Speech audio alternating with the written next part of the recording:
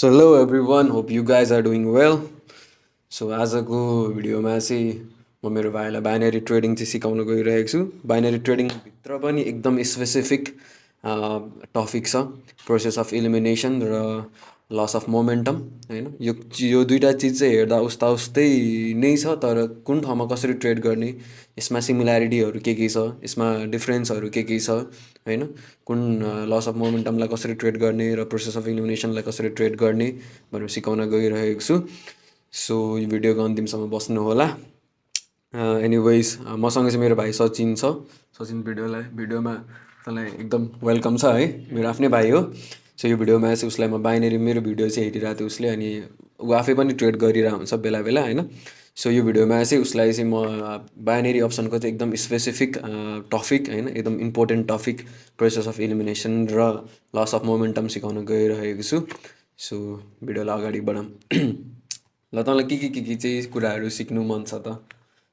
Process of elimination, अलिक ठुलो स्वरमा बोल्ने क्या। Loss of momentum, differentiate between होइन, loss of elimination, process of elimination. ल यो प्रोसेस अफ इलिमिनेसन भन्नाले चाहिँ कस्तो हो भन्दाखेरि चाहिँ मैले यहाँ अगाडि नै एक दुईवटा चिजहरू चाहिँ रेडी पारेर राखिरहेको छु होइन। सो यतातिर भन्दा नि यसमा जाउँ। फर्स्टमा चाहिँ प्रोसेस अफ इलिमिनेसन भन्नाले कस्तो भन्दाखेरि चाहिँ जब टपिकमै पनि छ होइन, एउटा कुनै एउटा क्यान्डल ए को चाहिँ त्यो क्यान्डल ए छ, क्यान्डल ए र क्यान्डल बी छ होइन। क्यान्डल ए र क्यान्डल बी छ भने चाहिँ त्यो दुईवटा क्यान्डल चाहिँ कुनै एउटा लेभलमा गएर चाहिँ एन्ड भइरहेछ। त्यो दुईवटा क्यान्डलको एन्ड चाहिँ एउटै ठाउँमा एन्ड भइरहेछ। अब कोही न कोही त इलिमिनेट हुनै पऱ्यो होइन।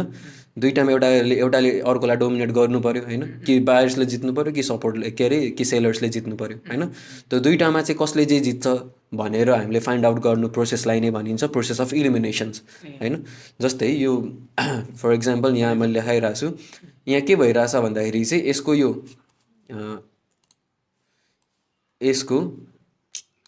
यसको चाहिँ यो यहाँ यो क्यान्डलको क्लोजिङ प्राइस पनि यहीँ छ होइन, र यो क्यान्डलको क्लोजिङ प्राइस पनि यहीँ छ होइन। यो दुइटै क्यान्डलको क्लोजिङ प्राइस एकै ठाउँमा भइरहेछ नि त।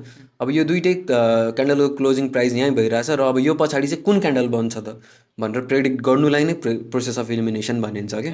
इलिमिनेट अब को चाहिँ इलिमिनेट हुने, कसले चाहिँ कसलाई डोमिनेट गर्ने, को चाहिँ अब एग्रेसिभ वेमा निस्किन्छ भन्ने कुरा हो क्या प्रोसेस अफ इलिमिनेसन भनेपछि होइन। यो प्रोसेस अफ इलिमिनेसन। अनि अर्को टपिक के थियो भन्दाखेरि लस अफ मोमेन्टम होइन। लस अफ मोमेन्टम पनि तैँले जान्न खोजिरहेको थियो। सो लस अफ मोमेन्टम चाहिँ कसरी बुझ्ने लस अफ मोमेन्टम, जस्तै यही क्यान्डलमा पनि होइन, यहाँ होइन। सो लस अफ मोमेन्टम भन्नाले चाहिँ कस्तो भन्दाखेरि चाहिँ लस अफ मोमेन्टम भन्नाले चाहिँ जब अब यहाँ हेर्दाखेरि चाहिँ यो क्यान्डल चाहिँ यो प्रिभियस क्यान्डल चाहिँ यो ट्रेड गरेको क्यान्डल भन्दा यो प्रिभियस क्यान्डल यो डोजी छ नि त। यो डोजीमा आएर यो अर्को क्यान्डल सकिरहेछ। यो दुइटैको एउटा के भन्छ, एउटा लेभलमा एकै लेभलमा सकिरहेछ नि त। अब यो पनि हेर्दाखेरि कस्तो लाग्छ भन्दाखेरि चाहिँ प्रोसेस अफ इलिमिनेसन नै हो जस्तो लागेर आउँछ कि, तर हुन पनि हो यो प्रोसेस अफ इलिमिनेसन नै हो, तर यसलाई प्रोसेस अफ इलिमिनेसन जसरी ट्रेड गरिँदैन। यसलाई चाहिँ कसरी ट्रेड गरिन्छ भन्दाखेरि चाहिँ लस अफ मोमेन्टम जसरी ट्रेड गरिन्छ होइन। अब यो दुइटा चिज हेर्दाखेरि उस्तै भए पनि होइन, यसलाई एउटा यहाँ राखौँ, अर्को अघि हामीले कहाँ गऱ्यौँ भन्दाखेरि यसलाई यसरी राखौँ है त, है यसरी राखौँ। यहाँ कस्तो भइरहेछ भन्दाखेरि चाहिँ यसरी है। अब यसलाई चाहिँ लस अफ मोमेन्टम जसरी ट्रेड गर्यो, यसलाई चाहिँ प्रोसेस अफ इलिमिनेसन ट्रेड गर्यो, यसलाई चाहिँ लस अफ मोमेन्टम जसरी ट्रेड गर्यो। लस अफ मोमेन्टम यसलाई किन भनिरहेको छु मैले भन्दाखेरि चाहिँ, किन भन्दाखेरि यसले चाहिँ एउटा यसमा मेजर ट्रेन्ड छैन। लस अफ मोमेन्टमलाई अब कसरी ट्रेड गर्ने है त, स्पेसिफिक रिजन्सहरू छ यहाँ होइन। लस अफ मोमेन्टमलाई अब कसरी चेन्ज गर्ने, लस अफ मोमेन्टमलाई ट्रेड गर्नको लागि चाहिँ एउटा मेजर र माइनर ट्रेन्ड हुन जरुरी छ होइन। रेन्जिङ मार्केटमा प्रोसेस अफ इलिमिनेसन ट्रेड गरिँदैन होइन। प्रोसेस अफ इलिमिनेसन ट्रेड गर्नको लागि एउटा मेजर ट्रेन्ड हुनु पऱ्यो, नत्र मिनिमम एउटा माइनर ट्रेन्ड हुनु जरुरी छ क्या process of elimination. Loss of momentum भनेको चाहिँ रिभर्सलको रूपमा ट्रेड गरिन्छ लस अफ मोमेन्टम होइन।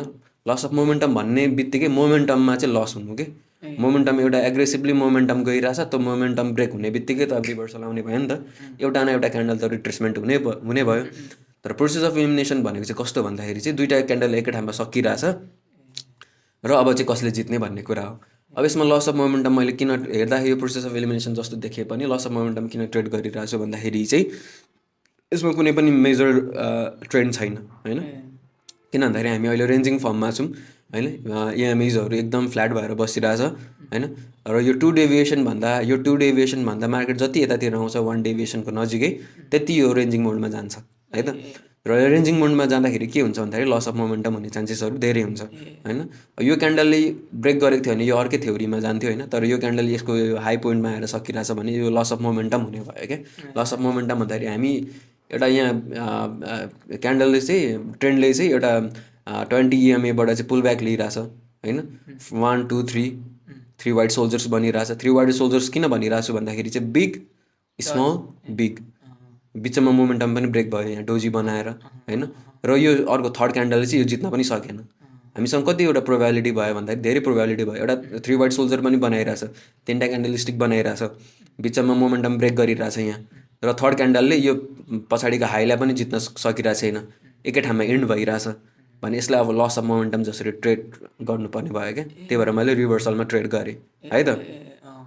त्यस्तै यहाँ प्रोसेस अफ इलिमिनेसन होइन। प्रोसेस अफ इलिमिनेसनमा चाहिँ कसरी मैले प्रोसेस अफ इलिमिनेसन यहाँ कसरी ट्रेड गरेँ, किन ट्रेड गरेँ, यसमा चाहिँ किन मैले लस अफ मोमेन्टम जसरी ट्रेड गरिनँ, किन रिभर्सल हानिनँ भनेर भन्दाखेरि चाहिँ हामी के छौँ भन्दाखेरि 200 EMAको मुनि 150 EMA, 150 EMAको मुनि 100 EMA होइन। 100को मुनि 50 को मुनि 20 EMA छ नि त। यहाँ के भन्छ डेथ क्रस गरिरहेछ यहाँ आएर होइन। मलाई अलरेडी थाहा भइसकेको थियो हामी एउटा मेजर ट्रेन्डमा छौँ होइन। र प्लस माइनर ट्रेन्ड पनि के बनिरहेछ भन्दाखेरि त डाउन ट्रेन्ड बनिरहेछ होइन। प्रोसेस अफ इलिमिनेसन ट्रेड गर्दाखेरि जहिले पनि मेजर ट्रेन्डमा ट्रेड गरिन्छ। हाम्रो मेजर ट्रेन्ड र माइनर ट्रेन्ड दुइटै हाम्रो पक्षमा छ नि त। किन भन्दाखेरि दुइटै हाम्रो के भयो सेलरको मोमेन्टम बनाइरहेछ होइन। सेलर डाउन ट्रेन्ड भइरहेछ अनि हामी के हाम्रो एउटा रुल्स के छ भन्दाखेरि प्रोसेस अफ इलिमिनेसन मेजर ट्रेन्डमा ट्रेड गरिन्छ भनेपछि अफकोर्स यहाँ त मैले रेडमा हान्ने भयो नि त। यहाँ त रिभर्सलमा जाने चान्सेस नै भएन। त्यही भएर मैले चाहिँ रेड क्यान्डलमा बनाएँ होइन। ओके अरू केही छ बुझ्नुको लागि? लस अफ मोमेन्टम त्यही होइन त। सिमिल्यारिटी चाहिँ के हो त?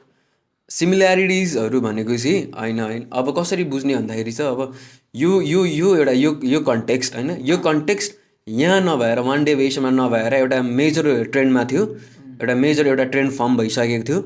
र यही चिज यो 2 डेभिएसनको नजिकैमा फर्म भएको थियो भने यतिखेर यो कल नै जान्थ्यो होला क्या। यतिखेर लस यो यतिखेर डाउनमा जाँदैन थियो होला कि होइन। त्यस्तो हो कि अब यो यही चिज पनि यो 2 डेभिएसनको नजिकै नभएर होइन। यो फ्ल्याट बोलिङ्गर ब्यान्ड भएको भए होइन, मेजर ट्रेन्ड नभएको भए, मेजर र माइनर ट्रेन्ड केही पनि नभएको भए एकदम फ्ल्याट जिगज्याग भएको भए यतिखेर यो लस अफ मोमेन्टममा गनिन्थ्यो होला। यतिखेर अपोजिट ट्रेड गर्थ्यो होला कि म होइन। त्यो भयो कि तपाईँ यो इएमआई र बोलिङ्गर ब्यान्ड चाहिँ कसरी इएमआइज र बोलिङ्गर ब्यान्ड चाहिँ कसरी युज गर्नु त भन्नु न। बोलिङ्गर ब्यान्डलाई चाहिँ यो तँलाई थाहा छ नि होइन। 2 डेभिएसन 1 डेभिएसन होइन यसरी हुने भयो। यो बोलिङ्गर ब्यान्ड चाहिँ जति यसरी यो फ्ल्याट हुने भयो त्यति रेन्जिङ मोडमा जाने भयो। इएमआइजहरू पनि जति फ्ल्याट हुने भयो त्यति रेन्जिङ मोडमा जाने भयो होइन। अनि प्राइस चाहिँ यो हरियो रेखा यो 2 डेभिएसनभन्दा जति यता टाढा टाढा जान्छ त्यति रेन्जिङ मोडमा जाने, त्यति लस अफ मोमेन्टम हुने, त्यति अब ट्रेन्ड चाहिँ चेन्ज हुने चान्सेसहरू धेरै हुन्छ होइन। त्यस्तो जति यो बोलिङ्गर ब्यान्ड जति यो इएमआइजहरू चाहिँ एकदम स्टिभ हुन्छ नि त्यति धेरै ट्रेन्डको सपोर्ट हुन्छ क्या। ट्रेन्डमा सपोर्ट हुन्छ होइन। ट्रेन्ड त्यति धेरै स्ट्रङली एकदम एग्रेसिभली जाने चान्सेसहरू हुन्छ है। अरू बुझेस् नि होइन? ल ओके गाइस हजुरहरूलाई यो भिडियो कस्तो लाग्यो? केही भन्नु छ केही बुझेको छैन भने चाहिँ कमेन्टमा कमेन्ट गरिदिनुहोस् होला। सो यति नै भन्दै यो भिडियोलाई यहीँ गरौँ। थ्याङ्क यू ल बाई बाई।